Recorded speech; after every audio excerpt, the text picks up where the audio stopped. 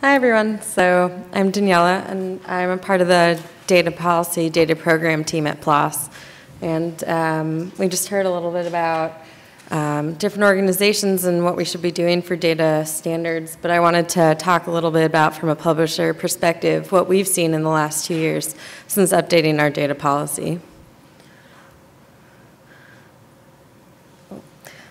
As we've seen, there's been a lot of initiatives from funders, from the vice president, from editorials, all noting that open data is necessary to progress science right now.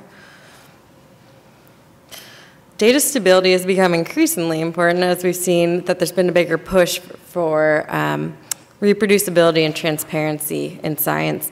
In 2014, a group of researchers were looking at how long data was actually going to be stable after the publication of the manuscript, and they found that every year the probability of finding the data underlying that paper declined by 17% every year. In 2012, a group of researchers at Amgen wanted to see how many studies they could replicate. They took 53 landmark studies saying that a drug works, that it was FDA approved. They went and looked at these, and they tried to confirm all of the findings in these papers. They were only able to confirm 6 out of 53 of these studies. They were only able to confirm the findings of those that the conclusions were supported by the research. Furthermore, they also found that those papers with unconfirmed findings were cited much more than those that had confirmed findings, meaning unconfirmed findings are making an impression on the field.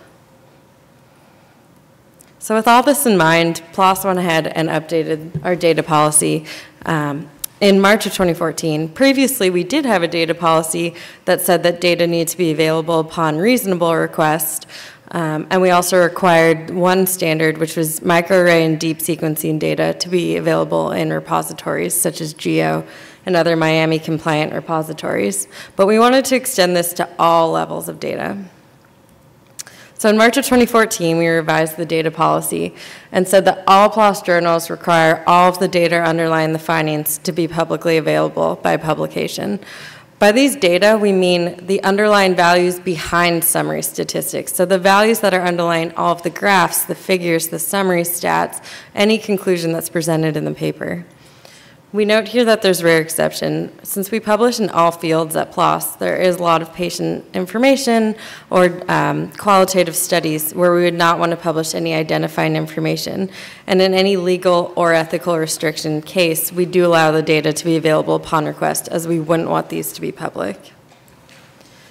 So when an author submits their manuscript online, they provide a data availability statement, and this is where they let the journal know about where all of the data is associated with that article. I wanted to show you some examples of our data statements. Here's one that we commonly see saying that all relevant data are within the paper and its supporting information files. So I looked down at this. This is a paper that published last week. We could go and see S1 data. This is the supporting information. This is the tag for it. Then we open up that file and we see all of the underlying data. This was an ecology study. And we see that it's not just the summary statistics, but all data that you would need to be able to replicate the study. Another example of a statement is when there's a field-specific repository used, such as this. This is for sequencing data. We see the accession numbers for all of the EBI and NIH-funded repositories where the data has been deposited.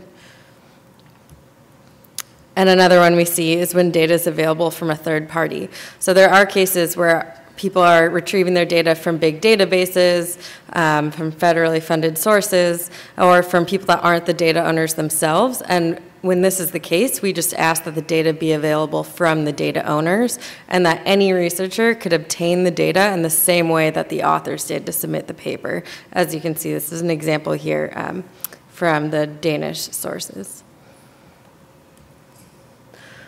So as this was a new policy and we're trying to push the community, we have had to update our guidance for our contributors. The first is that we're consistently updating our FAQs, especially for our authors, but we're hoping our editors and reviewers are also looking at this. These are based on questions that we commonly see or ones that we think might inhibit people from submitting to PLOS.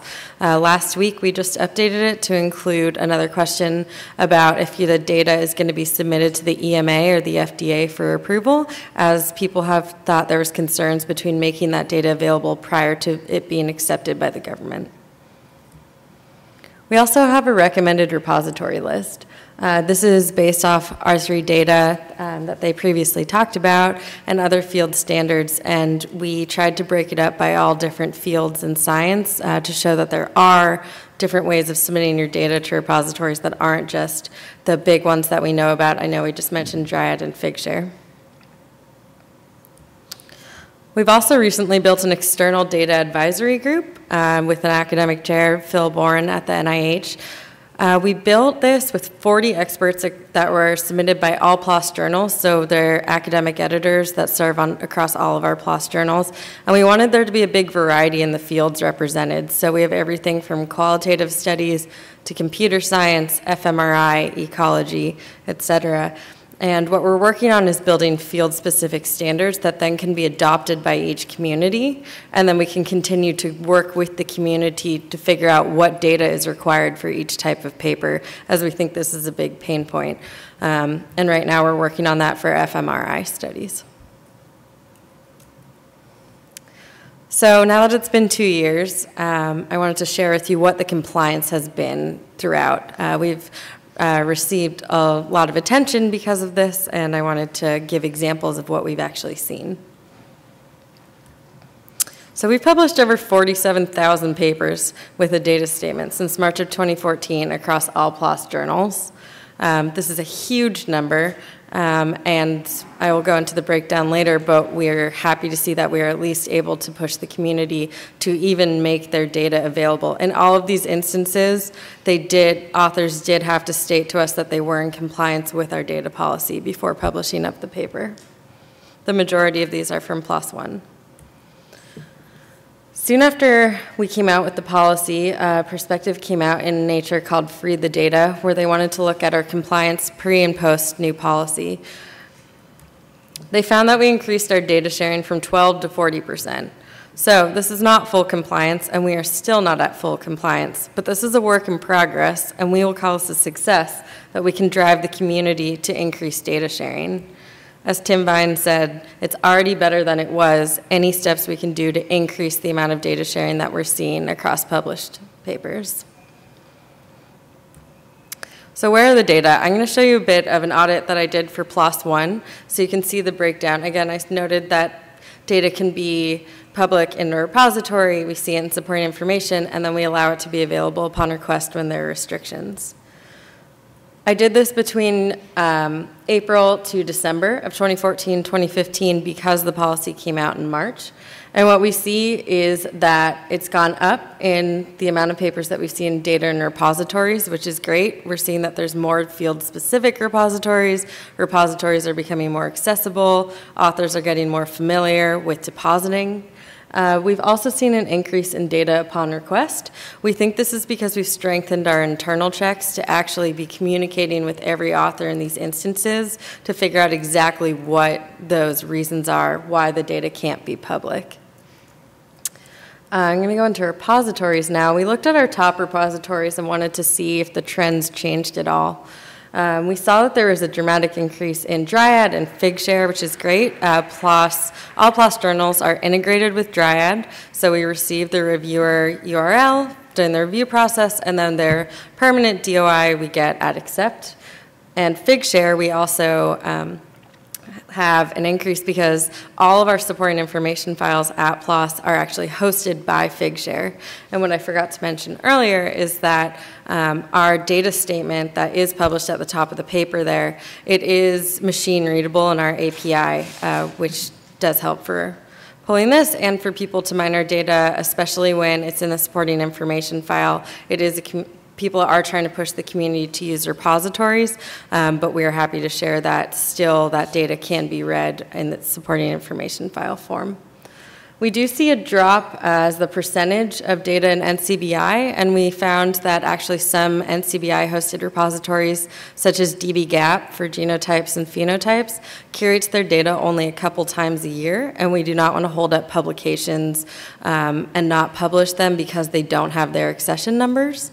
But we did see an increase in EBI repositories, as Sunya had mentioned. They have them all across the field of genetics which are used.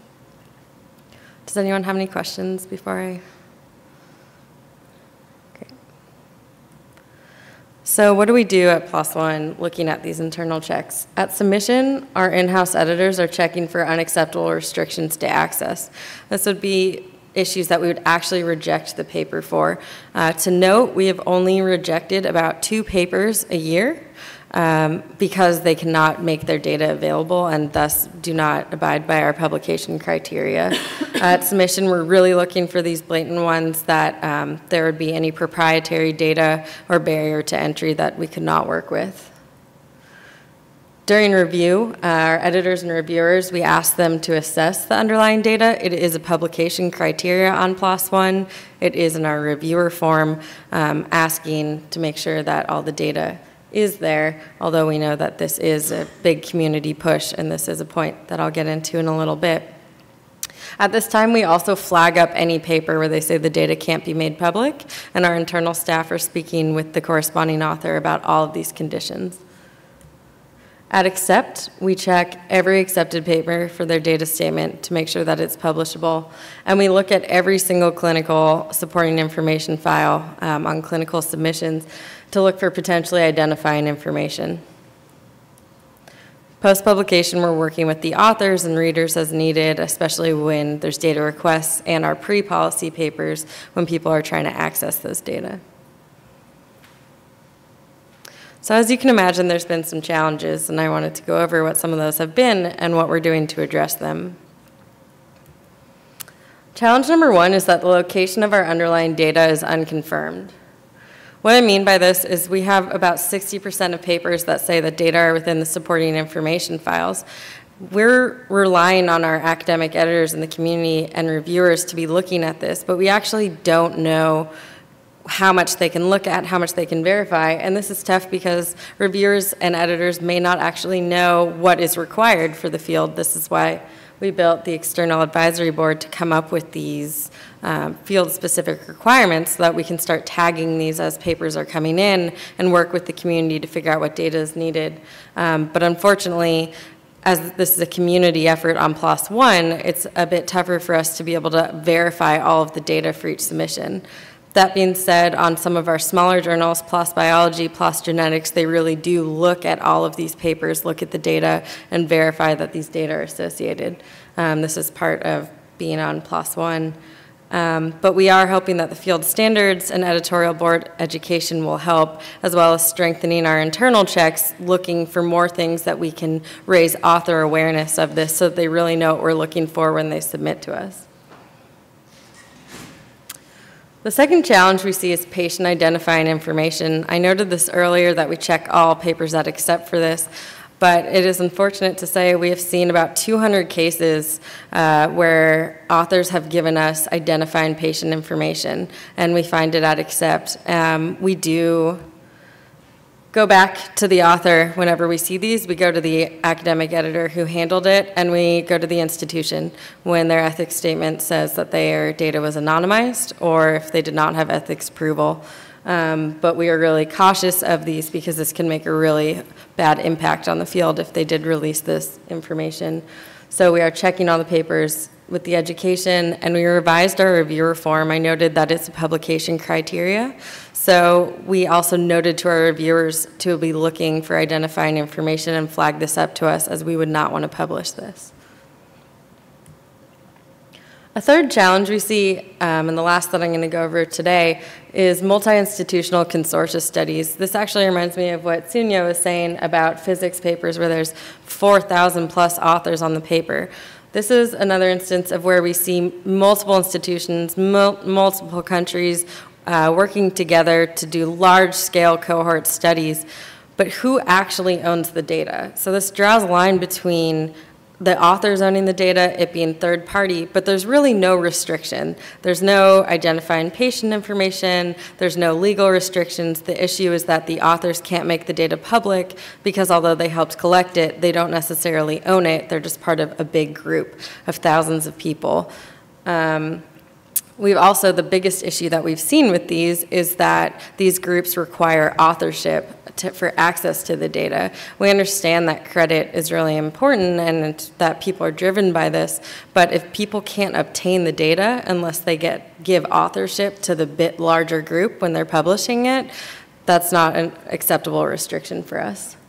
So what we're doing is working with authors to clarify what exactly we mean. We're talking about the data just specific to this study that you're publishing with us. We understand that big data sets are used all the time, but you're only using a subset of that data to publish the conclusions with the manuscript at present.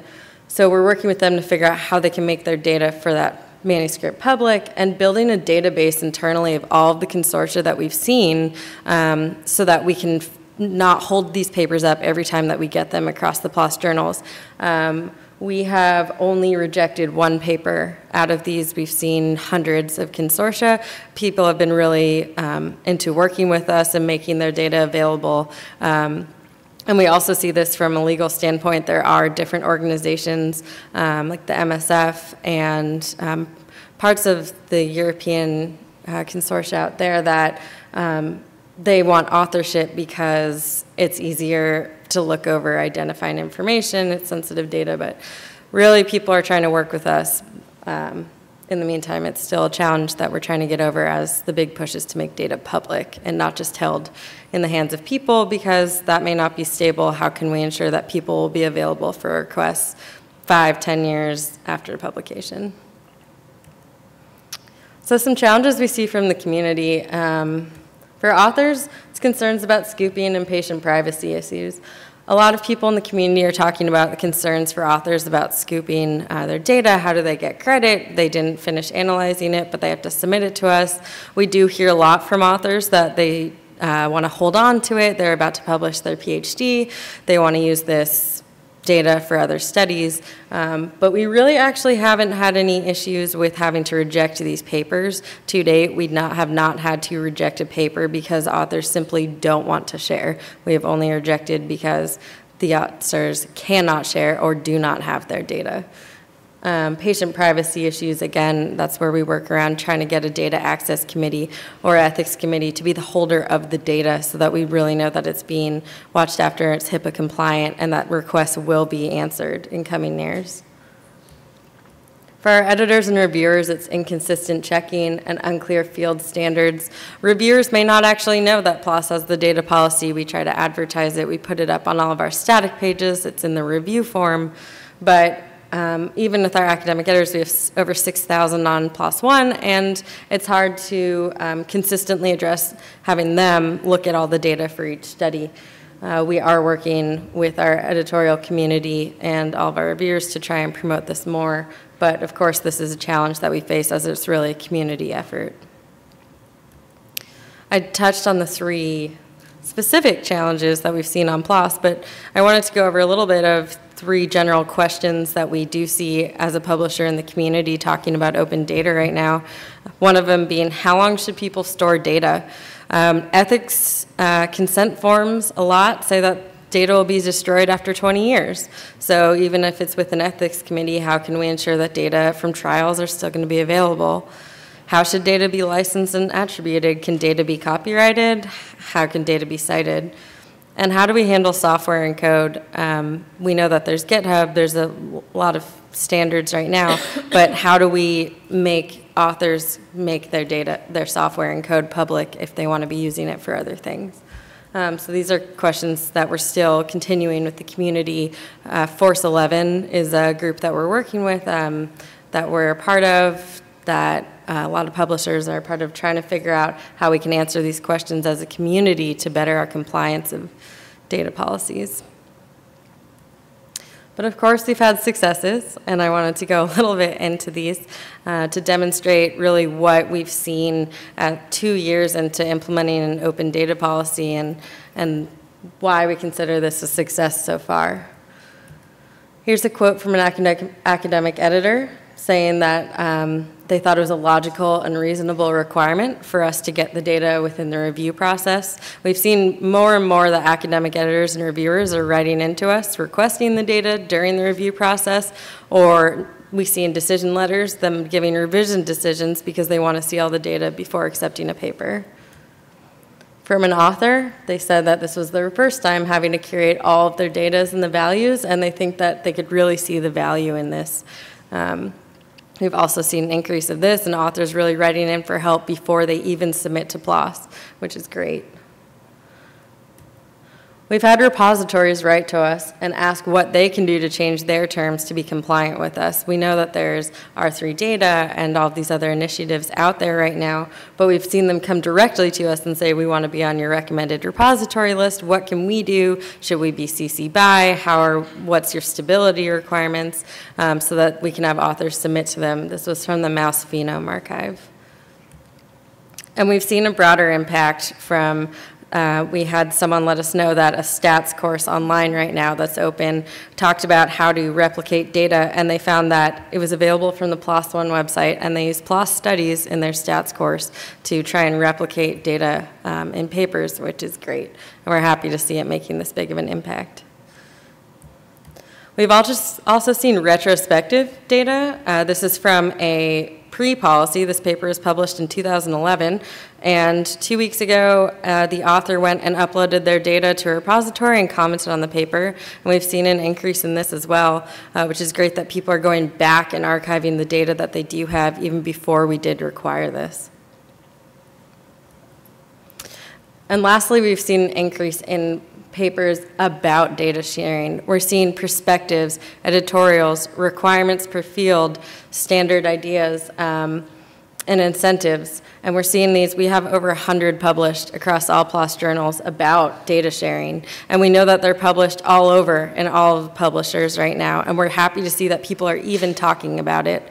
Our hope is that we can continue the discussion about data sharing and we can be a resource to other publishers for getting this going, because the more of us that promote open data, the more it'll help with the community and help with exactly what Laura and Sunya were talking about as publishers. What can we do to push this? And so we want to be there for other publishers as well. Any questions?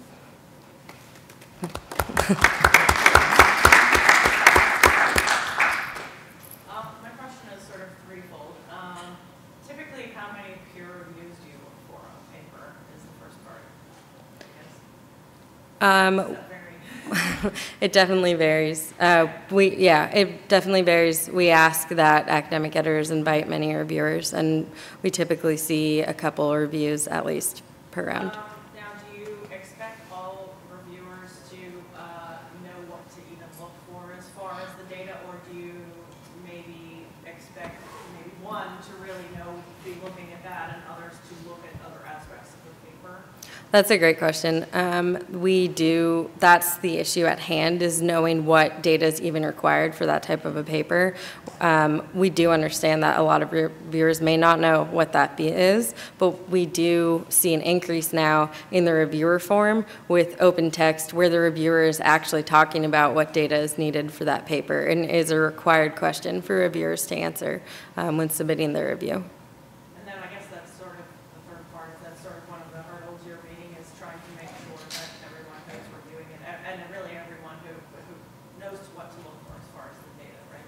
Yeah, exactly. So that's the hope with the external board is, say, right now we're working on fMRI, that we can have these 7 experts working with us. We can figure out what's required, then we can disseminate it out, see how the field takes it, come back. Then we could disseminate that knowledge both to the field, but also at submission, we can flag when it's that type of paper and give information to our editors to be looking for certain things as well. Any other questions?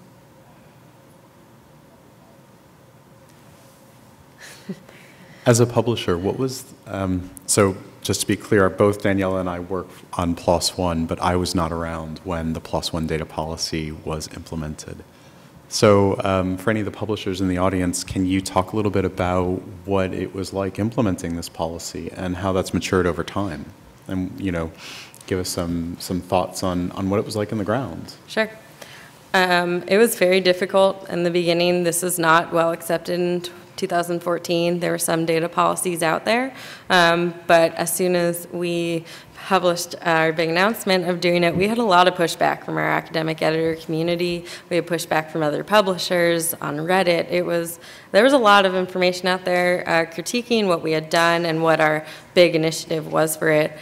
That being said, we did see a big increase within the following years. This last year has been the best compliance that we've seen, and we think it's just because of the bigger efforts across the community of data sharing. But at the same time, we see returning authors, academic editors getting used to this policy, academic editors understanding what it is that we're referring to. At first, it seemed like they were saying this isn't our responsibility in peer review, but as these discussions are more prominent now, they are understanding this is something to be looking for, and we've clarified to them why we have this policy, why it's important. I think it's also helped in the last couple years that discussions about transparency and reproducibility have been coming out a lot more because data stability plays such a role in it. But really our best help has been to form internal communities at PLOS addressing the biggest hardships as they come, and reaching out to experts in fields whenever we see these types of issues. For example, when we get a bunch of submissions from pharmaceutical companies and they can't make any data available because they want to submit to the FDA, we had to reach out to the FDA and figure out, were we reading it right? Can they be compliant with us? And you work through it and figure out, yes, it's fine, we're looking for this, they're looking for this, and then really making resources available to the community about exactly how you can be compliant, how you can submit to us. Sunya was saying, how else can we help the authors? It's really making it as easy for them as possible. So integrating with Dryad, making it clear in the submission, making as many FAQs, having a data@plos.org email that people submit to us every day asking questions about their specific manuscript, those type of things. The more resources is really what has helped us. And of course, we're not at full compliance now. As we can imagine, there's still studies coming out about the PLOS data policy, but any increase of data sharing is what we are calling a success. Just to follow, it seems like the education piece is so key, especially in the beginning, part of it for editors as well as researchers. Was there any sort of infrastructure that you put in place, like a newsletter or something for your editors, so you can make sure that it's uniformly applied? Yeah, we do. We do have an internal base for all of our academic editors, and that's where we have been putting out our information. Yeah, but we also find that putting it on just our static page even and making those more aware in all of our communications with editors and authors is really helpful so that everyone's on the same page. Pointing to that page in addition to these other. Exactly, yeah. There's also, we use a system called Moodle Rooms, which has the ability to handle courses. And so for any new academic editors that we bring onto the board, this obviously doesn't apply to some of the people who've been on the board a longer period of time, but those courses are mandatory before we actually begin assigning them papers, so they understand what our policies are and they understand what PLOS's view is. I would love to say that everybody is consistent in their approach. It's simply, with PLOS One, that's just simply not the case. It is, the journal is too broad, it is too big. So we try to ensure that everyone complies with the spirit, but there will be things that slip through that should not have. And sometimes they get to be published, either with an ethical issue or the author is disclosing confidential information that should not be disclosing, and that presents significant challenges for us as a publisher. I wonder, Daniella, if you would speak a little bit to some of that. Yeah. So when these type of events do happen, if we do publish this, if we do have access to this type of information, we should not have that information. And as we know, information on the internet immediately when posted could be downloaded and have. And so we do understand that it's the author's responsibility to not give us this information, ethics committee to make sure the authors didn't even have access to that. But we do take responsibility. It is our responsibility for publishing it to look after and do as much as we can to prevent this when we do see it. So we've had retractions. We've had retractions when data cannot be made, when we find that data is not there, when data is not there any longer. We've rejected papers at accept when going back to them and finding out that actually they don't have it. We've had cases where they moved labs, they don't even have the data anymore. They had the summary and they published the paper. We've rejected for that because it would not be reproducible. And we've had to republish papers when there has been identifying information. I wonder if you would talk to the effort required within PLOS first at the beginning, when the policy began, and say, last month. What does it take per paper to do this? It's clearly not free. Yeah, it takes 2 full-time publications assistants. That's how many hours it takes to run our data policy on PLOS One. So it takes about 80 hours a week. Looking at all this, going to the authors at revision, at accept, looking at all of the files, talking to our academic editors. Our internal editors are looking at initial submission, which takes them a couple minutes per manuscript. We have all this group, the data policy team that we're working with, that's also working with the external board. This is a lot more time than we had planned for initially.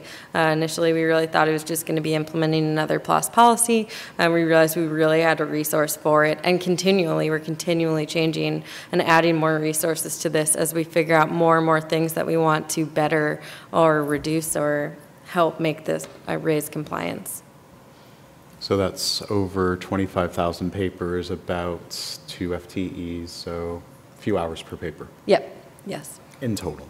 Yes, in total. And some papers, obviously, there's no issues. We see a lot of repositories. It's easy. It's really these papers with restrictions that take the most time, figuring out how we can make these data available. And we really do see a lot. As you saw, 12% in 2015. It could be a bit more for 2016, where there are restrictions, which is a lot of papers. And these shouldn't be papers that we're disregarding just because they can't make the data public. As we know, it is really important to make sure that these clinical data are still going to be available.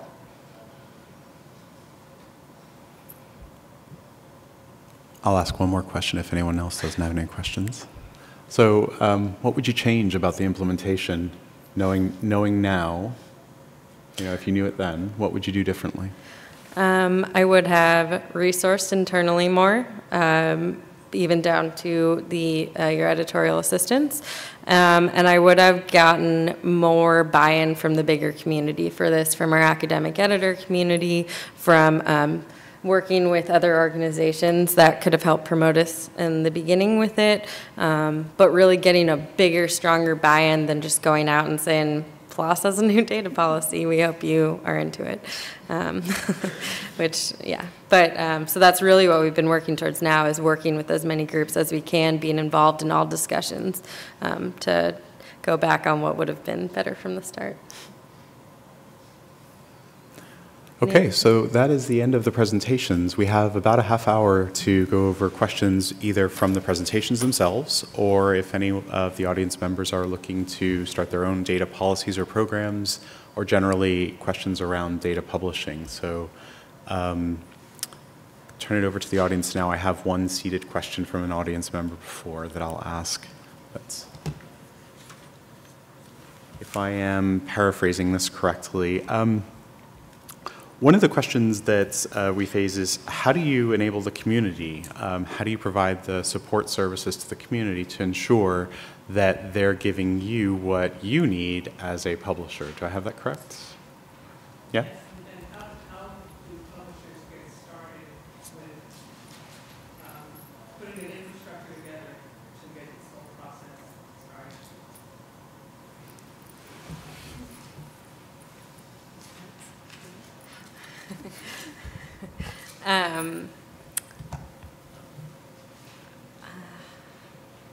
That's a hard question, not knowing specifics about how a publisher is working besides what we saw on PLOS. But I would say that, again, as I had mentioned, probably reaching out to finding other resources. For instance, our recommended repository list, we looked at Nature. Nature had a great list already, and then we adapted it for our own and added other things that we wanted. There's so many resources throughout the publishing community and efforts going into it that you can really customize what you want for your journals. The infrastructure for that then being based on how much you want to check, what fields your journal publishes on. Are there standards in that that you're publishing on? Are you specific to one field? You could really strengthen up your editorial board to be looking for specific things. Yeah. I guess if I had to build a checklist, so to say, to start integrating all these services, I would add to my list, well, maybe we could build like 2 categories. So the first is, what do your researchers need, and what do you as a publisher want to get out of this data publication process, right? So if you check the researcher's perspective, first of all, you have to check all the funding policies and mandates they will have to follow. So you provide them an interface where they can comply. The second part would be, which are the repositories that are already available there, as she was saying just before. Do they match what you need? Do you need to develop your own? Can you team up with university or with the whole community to build something out of scratch? And the last one would be, how would this process help the researchers submitting this data? And for the second category, it would be, great, so we're supporting the community as a publisher. What do we get out of this? Do we want to generate any sort of revenue or not? Is this just out of compliance to make sure that they keep on publishing with us and they don't go somewhere else? And with this list, you start checking things out, and you start like describing more or less the kind of service you want to build. And with that, you go to your developers, you smile, and you ask them to get started. I would probably also suggest making sure that there's a support network in place for your community. Going to Daniella's point about maybe getting a little bit of buy-in beforehand. I was at the National Academy Summit where PLOS came, and again, before I worked at PLOS, where PLOS showed up and said, we're going to be doing this. We're going to be demanding data from all new submissions, and all of the publishers in the room didn't quite laugh, but there was a healthy dose of skepticism towards it.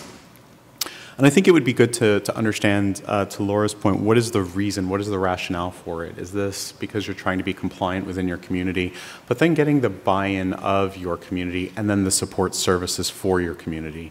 So here's where you can submit your data. Here's what data has to be there. This is what we mean when we say there can't be patient identifying information, for example. I would also talk with other publishers that you know who have done work in data publishing. You know, what can I learn from you that I don't have to repeat so that I don't have a retraction that was unnecessary because I didn't know to look for that? And, you know, really plan it out carefully before launching. Using your marketing team or a marketing service to be sure that the word is really getting out to the people that you are trying to target so they understand why you're doing what you're doing, and that it's not just a heavy-handed mandate from you as a publisher, but that it's something that you're doing to further your community, and to get that buy-in before you start so that it's something which is viewed as a community benefit rather than viewed as a mandate imposed upon them without benefit. So I just wanted to add, because I mean Laura already said everything. I think I just wanted to add some practical suggestion that is really using community outlets that you already use or your marketing team uses anyway, like community conferences where you're present anyway. I mean, host conversations with your editors internally, and that you do anyway, I presume, or with partners I mean, open sessions like this one here, for example, but more specific to your community where you can talk more in depth, really to trigger the conversation. And I can tell you very openly that we have been doing the same, and in the beginning it was a very hard process. I mean, I've been really shouted at in the very beginning. I mean, so I really don't want to discourage you at all. I mean, it has been an extremely fruitful conversation, all of such meetings, sessions whatsoever. But I mean, there are more stressful situations that might arise. But I think it's good to have these conversations because they usually have very constructive elements because there are concerns like privacy or this I mean trustworthiness of places or not that actually help you in the way forward a lot. So I think it's really worthwhile doing it, even though it might be painful.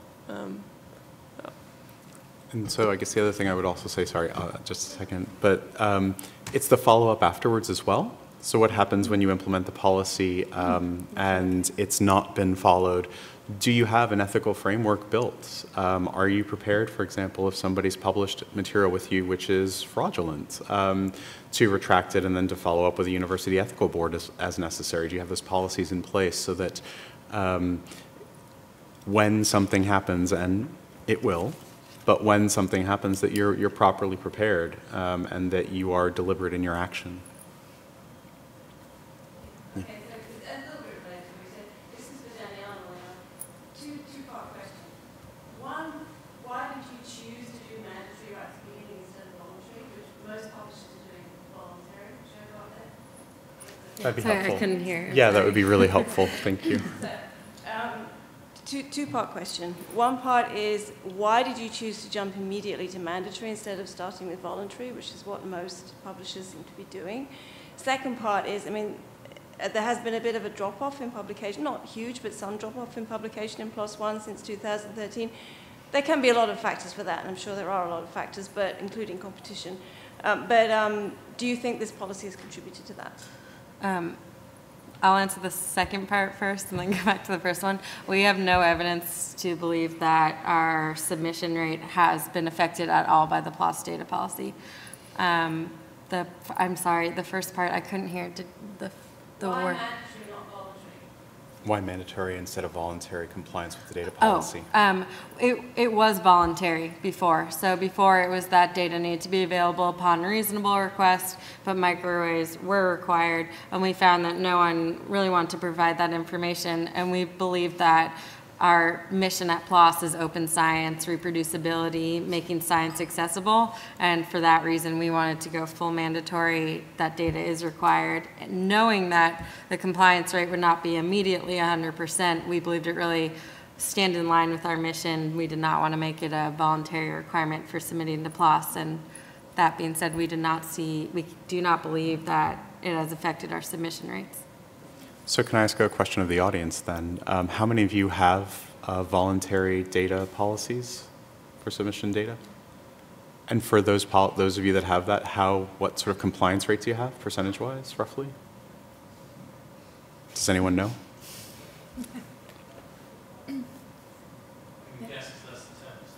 I am too.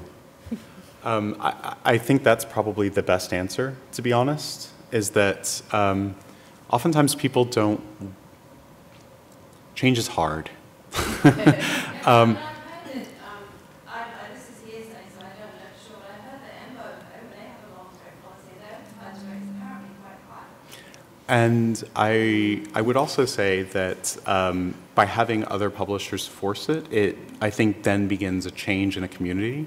So one thing that we, again, before I arrived, but something that I still don't see, some concerns that we heard were, I'm going to get scooped. If I give you my data, someone else is going to use my data before me, and I'm going to lose the ability to capitalize on that for papers or monetary gain or what have you.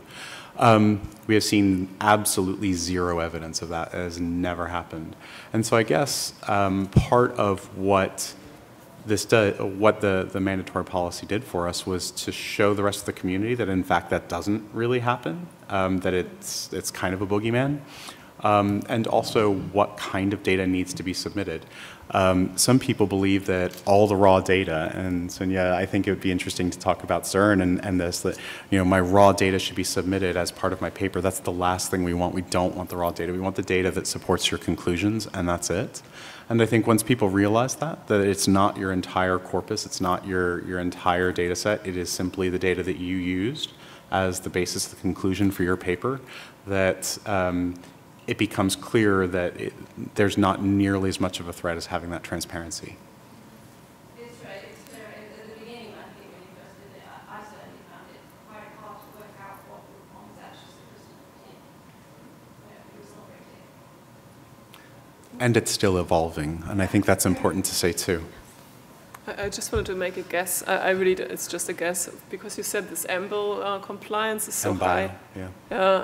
Sorry? MBio. It's a journal that's a medical. I thought the AMBL publications. Oh, okay, you EMBO, do. Okay, so because I mean they are associated with EBI and the databases there, so I would presume that the guidance and the linking is much easier because it's more focused than narrow than your case. But it's also talking about things like underlying Western laws and stuff like that, which just wouldn't be relevant for this database. Yeah, and just try to make the case that it's a bit different because it's probably easier for them. Yeah. There's one in the back there. Sorry. A very quick point. It's very hard to say to come up with a broad definition of what data should come from a paper. It's actually much easier when you've got a specific paper in front of you to say what data should be provided at that point. So it's not necessarily to be deterred by the difficulty of defining data in a broad sense. You just need to say data in this paper. Do it on a case-by-case basis. And you probably learn that information as well by downloading the data from papers that you've read that are similar to your own research, right, as an exemplar of what data should be submitted for your own papers. Yeah, one of the areas that we've been struggling with, I'm with the American Meteorological Society, are these very complex computer models, climate models and things. And you can change so many different variables for when you set the initial conditions, for run it. I mean, how can a researcher who uses these models in his research that are very large, very complex, actually comply with a policy like this if, they can change one little thing and get different output that then you're using to write the research. So what guidance can you give me or anybody who is in the field where these very large complex computer models are used? Can I answer to that? I'm from Germany originally, and there is quite a famous, I think, data center for climate modeling. And they do, I think, quite a nice effort in preserving models. So they do preserve the general model, and then you can change the input parameter, etc. They also get a DOI version, all this. So, I mean, yeah, of course, I mean, you have different, I mean, everyone has a different, uses it in a different way, as you say, etc. But I think they provide a huge effort in helping researchers to do that, preserving it, and I think you can reach out to such groups because they also have a network of data centers they work with and they all comply with the same standards, or they try to build the standards. So I think there is a group of people doing that. So I mean, yeah. The Research Data Alliance has a working group on dynamic data citation. And what they do is they try to support all these cases where you have like a big database, and depending on your parameters, you would obtain these different results. Or if you need like a small subset of a big database, which still requires the full context, you can you're allowed to cite these small pieces of these particular results by assigning persistent identifiers to that particular queries. And I find this a very practical approach to these situations. And they've been publishing and generating quite a few. Yeah, I don't know if they have like an actual description on how to implement it, but they have nice guidelines. So I'm sure we can share that link. And they also work with the data center I just mentioned, so they're all in the same boat. Yeah.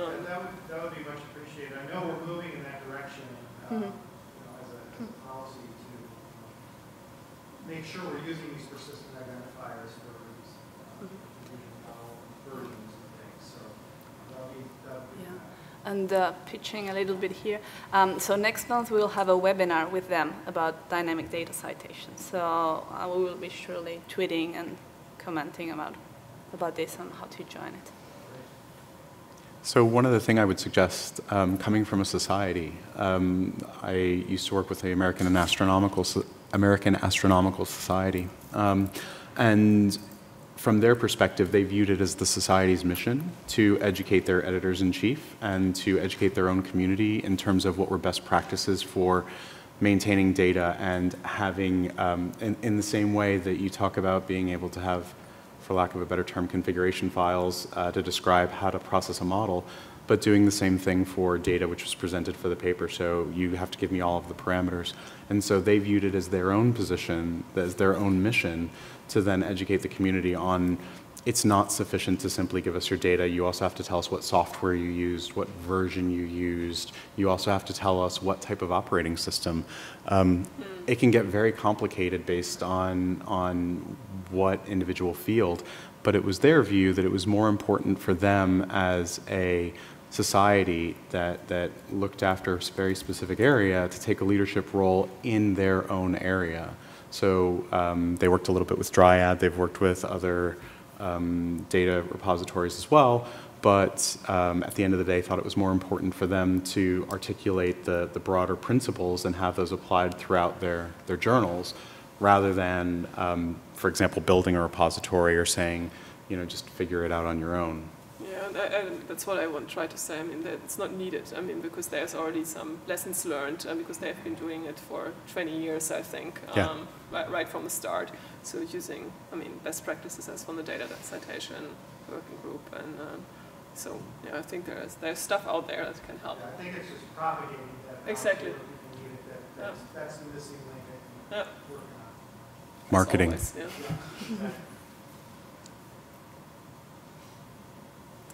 Do you have any other questions? Thoughts? All right, I'm going to monopolize again. During the break, we had an interesting conversation about, well, where's this going? You know, our ability to collect data is getting better and better every second, literally. And the amount of data that we collect, you know, CERN, you're talking about petabytes.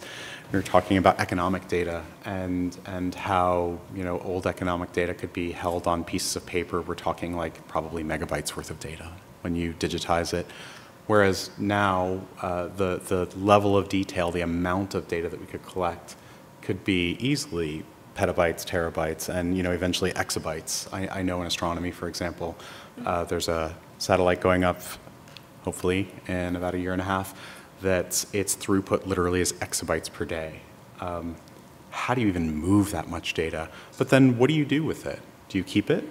Do you keep it forever? How can you? And what we really started talking about was, well, whose role is that? Is that the publisher's role? I don't think that's the publisher's role, to be honest. I don't think publishers necessarily can scale to that. But whose role is that? Is there room for commercialization, for example? You know, is this something that commercialization will inherently cause limits for the data that we gather so that we really only gather the most important things? Or is it keep everything? You never know when you're going to need something because the cost of storage will continually go down. And I don't know the answer to that question. I just thought it was a very interesting question of whether it made more sense to think about nonprofits and NGOs or government organizations funding data archives, or whether it made more sense for a commercial organization to take that role and to partner with publishers and other data curators out there to ensure that the data is, the proper level of data is archived for the proper amount of time. and that it's maintained. Be interested to hear thoughts from the group. Yes? I guess this is sort of a follow-up. This is Jennifer from Joshua. So I guess I'm wondering whether or to what extent these policies and initiatives are being applied, if at all, sort of retroactively to the what we call supplementary data, the sort of smaller data sets that are still, and other figures and things that are still sort of sitting out there on various publisher platforms. Are they just too small to sort of worry about, or is there any?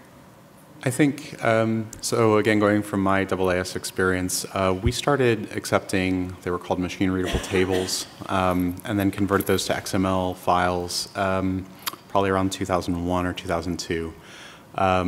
And the first time we got a file that was over 100 megabytes, we thought, this is going to break our web server, this is too big, and this is like 2002, something like that. Now we get a 100 megabyte file, and we're like, meh, no big deal. I think by the very nature of when that was happening, those files tended to be relatively small, and most hosting platforms were able to accommodate them, so they exist. But I don't know that they're indexed in such a way that make them readily available. It might be a good idea to go back as publishers to authors, to corresponding authors, and say, we'd like you to submit your data to a repository so it has an accession ID and it has a permanent identifier that is dissociated from the article identifier. But I don't know of any publisher that's actually actively doing that. I've never heard that anyone's doing that. Yeah. I mean, now yes, but sure. So sorry, are there kind of commonly accepted guidelines, or at least in the different disciplines, of what is considered sort of big data, size or type or anything? I think there is. Laura already mentioned the Research Data Alliance, and they've been putting out some definitions, if it's called like that, that I think can be referenced. I mean, obviously it's very high level because it varies on the discipline, blah, blah. But I think there is, data code, software, stuff like that. Yeah, and it will evolve over time, of course. Of I mean, course, yeah. in 10 years we'll laugh about what an exabyte was. Yeah.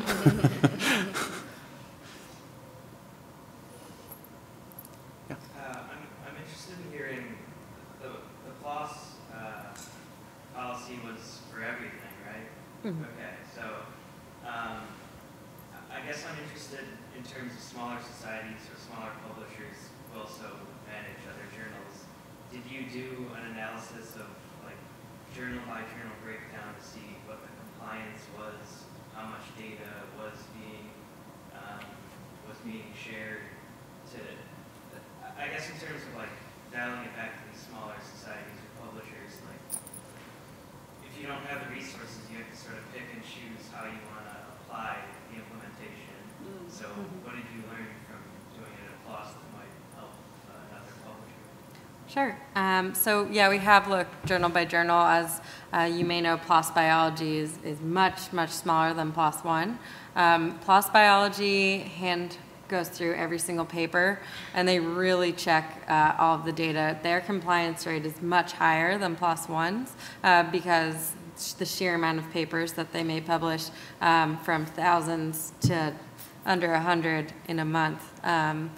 They do have the resources for that. Another example is PLOS Genetics. So their editors, their editor-in-chiefs they're not in PLOS, but they all came together and wrote an editorial about what they think is necessary for genetics, for data sharing.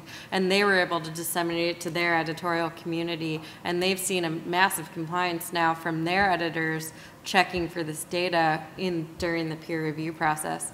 So I think per journal, if you're really dialing it into a specific area type, kind of what we said earlier about figuring out what you're trying to get from it, and then really harnessing the expertise that you have within your editorial board, and integrating with checks you already have and your author communications. I imagine that compliance success could be higher than that of PLOS One's if you did implement it at a smaller journal. But we'd be happy to share any of our resources with you to make that happen.